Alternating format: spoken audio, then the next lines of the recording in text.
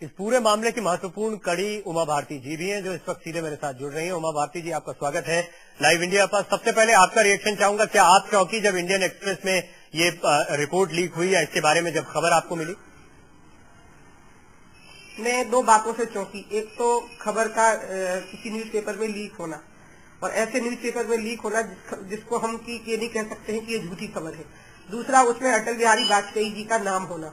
ये दोनों बातों से मुझे बहुत आश्चर्य हुआ, और इसके कारण ये रिपोर्ट बहुत महत्वहीन हो जाएगी और हल्की हो जाएगी।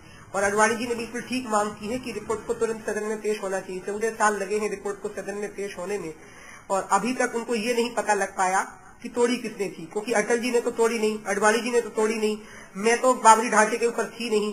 तो इसका मतलब कि दो तरह के कल्प्रिट होते हैं ना, एक तो वो होते हैं जो माहौल को बनाते हैं, और एक वो होते हैं जो एक्चुअल एक्शन करते हैं। तो उनको एक्चुअल एक्शन करने वाले लोग मिलेगी नहीं, और जो रिपोर्ट उन्होंने बनाई है तो 1 महीने में भी बन सकती थी। भावनात्मक रिपोर्ट बनाई है ना उनने कि हम लोग परिस्थितियों के लिए जिम्मेवार थे, तो ये बात तो वो 1 महीने की रिपोर्ट में भी कह सकते थे। 14 साल तक करोड़ों रुपया खर्च कर डाला और ऐसी रिपोर्ट बनाई है जो 1 महीने में भी बनाई जा सकती थी। जी, इनफैक्ट 17 साल इस रिपोर्ट को आने में लग गए हैं। उमा जी, क्या आपको वजह लगती है इसके पीछे, क्यों इतना खिंच रहा है ये पूरा मामला, या इस रिपोर्ट को सदन में पेश करने में क्या डर है? मुझे क्षमा करिए, मैंने 14 साल का जी हाँ 1992 से ये 6-7 दिन के बाद ही ये कमीशन सेटअप हो गया था। तो मुझे तो खुद समझ में नहीं आ रहा है कि सरकार का इसके पीछे पॉलिटिकल मोटिव क्या रहा, क्योंकि एनडीए की सरकार तो बीच में सिर्फ 6-7 साल के लिए रही है। इसके पहले नरसिंह राव जी की सरकार थी, इसके बाद में यूपीए की सरकार का दूसरा टेन्योर भी शुरू हो गया। मुझे तो ये लग रहा है जैसे नरसिंह राव सरकार को क्लीन चिट देना तो क्वात्रोची की तरह क्लीन चिट देना है। लेकिन इस रिपोर्ट के पीछे कोई पॉलिटिकल मोटिव भी है, और वो पॉलिटिकल मोटिव ये है कि इसमें कुछ और नेताओं को बदनाम करना। मैंने सुना है कि रिपोर्ट में बड़ी गंदी भाषा का प्रयोग भी हुआ है, जो रिपोर्ट के अंश मेरे पास नहीं आए हैं, लेकिन मुझे एनडीटीवी के पत्रकार ने प्रश्न करते हुए बताया है कि पैसे के लिए और सत्ता के लालच के लिए आंदोलन में नेता लोग शामिल हुए। मुझे तो मैं तो कहूँगी शर्म आनी चाहिए इस प्रकार की भाषा का प्रयोग करते हुए अटल जी के लिए, शेषाद्री जी के लिए और मेरे लिए, क्योंकि हम लोग तो वहाँ जान दे करके पहुंचे हुए थे। लेकिन मैं एक टिप्पणी जरूर करूंगी लाइव इंडिया के माध्यम से कि वहाँ जो 70,000 कार सेवक मौजूद थे वो सब हमारे बुलावे पे आए थे। किसने तोड़ा है ये नहीं मालूम, लेकिन नैतिक जिम्मेवारी तो लेनी पड़ेगी, और हम इसको स्वीकार करें कि उस दिन जो घटना घटी है वो हमारी योजना में नहीं थी। हमारी योजना में थी शिलान्यास स्थली से कार सेवा शुरू करना, लेकिन जिन लोगों ने भी ये कृत्य किया है वो हमारे ही बुलावे पे आए हुए लोग थे। इसलिए हमें उनके कृत्य पर शर्मिंदगी व्यक्त करने की जगह पर उस कृत्य को मैं स्वीकार करती हूँ, और इसके लिए जो भी सजा मिलेगी मैं उसको स्वीकार करने के लिए तैयार हूँ। मैं कार सेवकों के उस विध्वंस की पूरी नैतिक जिम्मेवारी लेती हूँ। उस वक्त जिस वक्त कार सेवा हुई थी, इसमें कोई दो राय नहीं है कि अटल बिहारी वाजपेयी साहब की सभा में लोगों की भीड़ उमड़ रही थी, और दूसरा नंबर आपका आता था जब लोगों की जबरदस्त भीड़ उमड़ रही थी, और आपके भी भाषण उस वक्त चल रहे थे। आप लोग वहां पर क्या करने गए थे और आप लोगों का मकसद क्या था? क्योंकि लिब्रान आयोग के सामने आप भी पेश हुई हैं, कई बार पेश हुई हैं, क्या पक्ष आपने रखा अपना? देखिए, अटल जी तो 6 दिसंबर को वहाँ थे नहीं, मैं तो 1 दिसंबर से ही वहाँ पहुंच गई थी, और हम पूरे कार सेवकों की व्यवस्थाओं को देख रहे थे और ये तैयारी कर रहे थे। मैं आपको थोड़ा सा वहाँ की ज्योग्राफी के बारे में समझाऊं कि जो राम जन्मभूमि का जो विवादास्पद ढांचा है वो अलग है, और जहाँ राजीव गांधी के समय पर शिलान्यास हुआ था, जो बूटा सिंह जी ने अपनी देखरेख में करवाया था जब वो गृह मंत्री थे, उस समय पर जहाँ शिलान्यास हुआ था वो जगह शिलान्यास स्थली कहलाती है। तो हमारी योजना थी शिलान्यास स्थली से कार सेवा प्रारंभ करने की। इसी के लिए अडवाणी जी आए थे, इसी के लिए शेषाद्री जी आए थे, और इसी के लिए अटल बिहारी वाजपेयी जी 5 तारीख को लखनऊ में पब्लिक एड्रेस करके और दिल्ली चले गए थे, ताकि जब मास गिरफ्तारी हो, 70,000 80,000 लोग सामूहिक गिरफ्तारी दें, तो अटल बिहारी वाजपेयी जी उस मामले को सदन में उठाएं। अचानक सुबह, क्योंकि वो जमीन का अधिग्रहण हो गया था कुछ दिनों पहले केंद्र सरकार के द्वारा, तो अचानक केंद्र सरकार का एक आदेश आया कि शिलान्यास स्थली से भी कार सेवा शुरू नहीं हो सकती। जब ये वहाँ कार सेवकों को मालूम पड़ा, फिर वो अनियंत्रित हो गए, और उनको नियंत्रण करने के लिए मुझे खुद अडवाणी जी ने भेजा, वहाँ की एडिशनल एसपी अंजू गुप्ता के साथ जिप्सी में प्रमोद महाजन और दीपक चोपड़ा को मेरा सहयोगी बना करके भेजा। लेकिन इनको तो भीड़ ने खदेड़ दिया। अंजू गुप्ता तो जान बचा करके भागी, प्रमोद महाजन और दीपक चोपड़ा वहाँ भीड़ में गुम हो गए। मैं अकेली भीड़ के बीच में रह गई। उन्होंने समझा कि मैं कार सेवा करने आई हूँ, तो उन्होंने मुझे कंधे पर चढ़ा करके राम दीवार पर चढ़ा दिया। मैंने कहा मैं शेषाद्री जी का मैसेज लेके आई हूँ, शेषाद्री जी का ही मैसेज लेके अडवाणी जी ने मुझे भिजवाया था। मैंने कार सेवकों को कहा कि आप शेषाद्री जी का मैसेज सुन लीजिए कि अपनी योजना में ये नहीं था। तो कार सेवकों ने मुझे कहा अच्छा आप इसके लिए आई हैं? तो इतने में राम और शरद कोठारी की माँ वहाँ आ गई, वो मुझे बोली कि आप नीचे उतरिए, और ये जो ढांचा है मेरे बालकों का हत्यारा है। मुलायम सिंह ने गोलियां चलाई थी इस ढांचे को बचाने के लिए, मेरे दोनों बेटे मारे गए थे।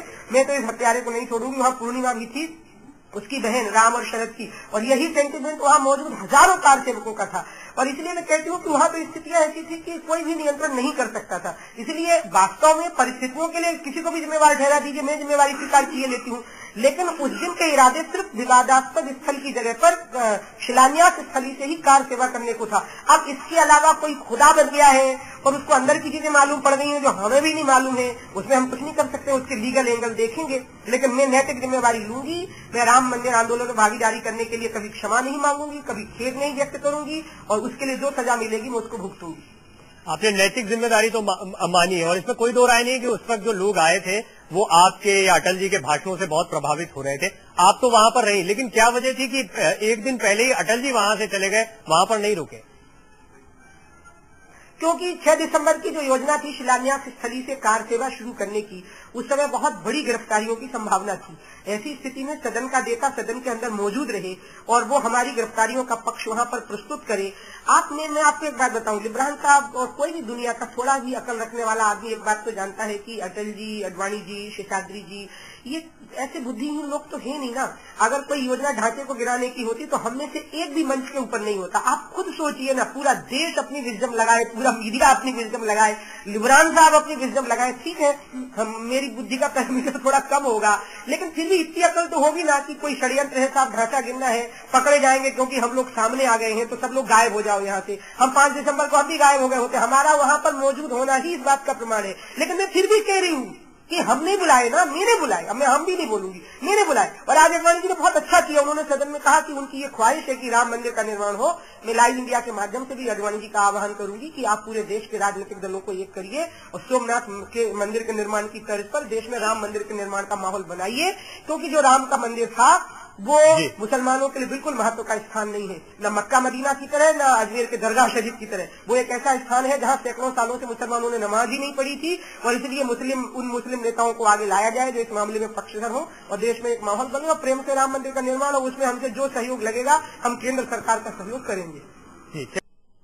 आपने सुना उमा जी कि गृह मंत्री क्या कह रहे हैं। उनका कहना एक ही कॉपी है और वो गृह मंत्रालय के पास सेफ है, उन्हें पता नहीं कि ये किस तरह से लीक हो गई है। क्या आपको लगता है कि वाकई यही पॉइंट्स होंगे? आप भरोसा कर रही हैं कि ये वाकई लीक हो गई? लिब्रान की रिपोर्ट पहली बार लीक नहीं हुई ना, इसके पहले भी उसके टुकड़े टुकड़े तो लीक हुए हैं, और इसलिए मैं कुछ कह नहीं सकती हूँ। और क्या हकीकत है और क्या नहीं है ये नहीं कहा जा सकता है, लेकिन जिस तरह की भाषा का प्रयोग बताया गया है कि हम लोग सत्ता और पैसे के भूखे थे, अगर ऐसी बातें उस रिपोर्ट के अंदर हैं तो ऐसी रिपोर्ट तो कूड़ेदान में फेंक देनी चाहिए पार्लियामेंट के फ्लोर पे आने के बाद। क्योंकि अटल जी, शेषाद्री जी, अडवाणी जी में खुद हम ऐसे लोग हैं कि हमने देश के लिए अपना जीवन दान किया, और अगर हम पैसे बनाने की राह पकड़ते, बिजनेस करते तो हम खुद अरबपति और खरबपति होते। किसी को मालूम नहीं है कि अशोक जी सिंगल चीफ सेक्रेटरी के बेटे हैं। शेषाद्री जी स्वयं बहुत पढ़े लिखे और बहुत धनाढ़ परिवार के थे। ऐसे लोग जो जीवन त्याग करके राष्ट्र की सेवा में लगे हों, उनको पैसे और सत्ता का लालची कहने वाले का चरित्र बता रहा है कि वो अपने आप को शीशे में सामने देख रहा है। इसलिए मुझे तो बहुत दुख हुआ, लेकिन फिर भी मैं बार बार इस बात को रिपीट करूंगी कि देखिए लोग तो हमारे बुलावे पर ही वहाँ आए थे। ढांचा किसने तोड़ा और ढांचे को तोड़ने का माहौल किसने बनाया, ये बातें अलग अलग हो जाती हैं, लेकिन मुख्य बात यह है कि लोग हमारे बुलावे पे आए थे और हमारे बुलावे पे आए हुए लोगों की नैतिक जिम्मेवारी हमको लेनी पड़ेगी और राम मंदिर के निर्माण का रास्ता हमको निकालना पड़ेगा। इस पर जब लिब्रान साहब से हमने सवाल करने की कोशिश की तो वो काफी नाराज भी हुए, मीडिया पर काफी भड़के भी हैं। लिब्रान साहब का क्या रिएक्शन है चंडीगढ़ में जब वो मीडिया से रूबरू हुए, वो भी हम जरा दर्शकों को सुनवाते हैं उनकी इस रिपोर्ट के लीक होने के बाद। Your report has come in the media now. Please go to the media, ask the media from where they got it, what they have done, where they are bungling, it is true or false. So it wasn't leaked from your side, sir? What do you mean by this? What do you mean by this? Opposition is saying, sir. I said let opposition say anything. What do you mean by this? Telling my character? No, sir. Get lost. I am not that easily accessible to you. I am not that characterless person that I will hand over the report before the installation parliament. Uma ji, आपका reaction Libran साहब के इस गुस्से पर? मेरा कहना है कि लिब्रान साहब जस्टिस रहे हैं, बहुत इंटेलिजेंट रहे हैं, सोफिस्टिकेटेड रहे हैं। जब उनका ये हाल हो गया तो ऐसे तो 6 दिसंबर को लोगों का हो गया था। जैसे इसके इस तरह के व्यवहार के पीछे लिब्रान साहब की कोई प्लानिंग नहीं थी, वो सडन आउटबर्स्ट हुआ है। लिब्रान साहब को समझना चाहिए कि ऐसा आउटबर्स्ट करने का अधिकार सिर्फ माई लॉर्ड को नहीं होता है, आम पब्लिक को भी होता है, आम लोगों को भी होता है। तो यही तो है 6 दिसंबर का कारण कि कार सेवा से लोगों को रोका गया और वो भी शिलान्यास स्थली से रोका गया। तो जैसे जस्टिस लिब्रान साहब बिल्कुल गाली गलौज पर ही उतर आए, तो उसी प्रकार से कार सेवकों ने वहां इकट्ठे होकर के ढांचा तोड़ दिया। लिब्रान साहब टाइप के ही 70,000 लोग वहां पर जमा थे। मैं जिस बात को बताना चाहती थी उसको लिब्रान साहब ने अपने एक्शन के द्वारा जस्टिफाई कर दिया। मैं लाइन इंडिया को धन्यवाद देती हूँ कि उन्होंने देश के सामने प्रस्तुत कर दिया कि हमारी तरफ अंगुली उठाने वाले स्वयं ही वही आचरण कर रहे हैं जो 70,000 लोगों ने उस दिन किया था। लेकिन यहाँ पर ये सवाल था जिससे वो चिढ़ गए और वहां पर 70,000 लोगों के प्रोवोक या उनके उत्तेजित होने की वजह आप लोगों के भाषण माने जा रहे थे। वहां तो हमारे भाषण सुनाई ही नहीं दे रहे थे लोगों को। वहां तो हकीकत ये थी कि हमने जब बातों बातों में खबर भेजी, जिधर भीड़ बढ़ रही थी वो जगह थी शिलान्यास स्थली। वहां पर आचार्य धर्मेंद्र जी ने लोगों को सूचना दी कि यहाँ से कार सेवा नहीं हो सकती, रोक लग गई है। तो लोगों ने अचानक बाबरी ढांचे की ओर बढ़ना शुरू कर दिया, बहुत जोर जोर से नारेबाजी करते हुए। उसके बाद में तो हमारा माइक का आवाज ही वहां नहीं पहुंचा। और इसलिए तो मैं कह रही हूँ कि इसलिए मुझे अडवाणी जी ने एडिशनल एसपी अंजू गुप्ता, दीपक चोपड़ा और प्रमोद महाजन के साथ भेजा, जो कि मैं आपको पहले ही कह चुकी हूँ, ताकि मैं नजदीक से जाकर के लोगों को समझा सकूं। और मैंने वहां लोगों को शेषाद्री जी का और अडवाणी जी का मैसेज भी दिया, लेकिन फिर भी लोगों ने नहीं माना। मैंने बताया शेषाद्री जी और अडवाणी जी को कि वहां तो कुछ भी समझा पाना मुश्किल है। तो ऐसा तो होता ही है ना, देख रहे लिब्रान साहब खुद थोड़ी देर और आप बोलते रहते तो वो घूसा ही जड़ देते मुंह के ऊपर। उमा जी, एक आखिरी सवाल आपसे जरूर जानना चाहूंगा। उस वक्त जिस वक्त जैसा आपने बताया आप शेषाद्री जी का मैसेज लेकर गई थी उस वक्त, और आप लोग चाह रहे थे कि इस तरह की तोड़फोड़ यहाँ पर न हो या ढांचे को न ढाया जाए, उस वक्त आप क्या कर रही थी और क्या उस वक्त आप ढांचे के अंदर मौजूद थी? मैं ढांचे के अंदर मौजूद तो नहीं थी, लेकिन ढांचा गिरे ये मेरी इच्छा तो थी और राम मंदिर का निर्माण हो। बिना ढांचा गिरे कैसे हो सकता है राम मंदिर का निर्माण? हाँ, ये जरूर है कि जिस तरीके से हम चाहते थे वैसा हमको मौका नहीं मिला। आज लाइव इंडिया है, अनन्यूज चैनल है, वो हमारा भी पक्ष रख देते हैं।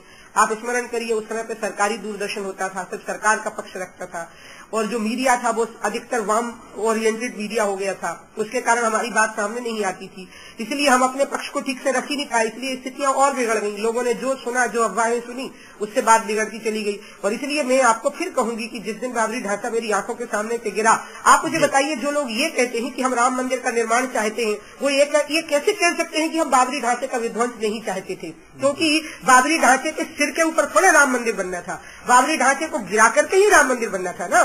तो वो बात एक प्रकार से इमोशनली काम कर रही थी लोगों के माइंड के अंदर। और जब दूर से कार सेवा करने का मौका नहीं मिला तो उन्होंने नजदीक से वो कृत्य कर दिया। हाँ, ये जरूर है कि जैसा हम चाहते थे वैसा नहीं हो पाया। और बीजेपी को, वीएचपी को, संघ को, सबको एक बात समझनी पड़ेगी कि पब्लिक सेंटीमेंट को आप ऑर्गेनाइजेशन को रिमोट कंट्रोल से चला सकते हैं, लेकिन आप पब्लिक सेंटीमेंट को रिमोट कंट्रोल से नहीं चला सकते हैं। इसलिए 6 दिसंबर सबक सीखने का दिन है पूरी दुनिया के लिए और पूरे देश के लिए।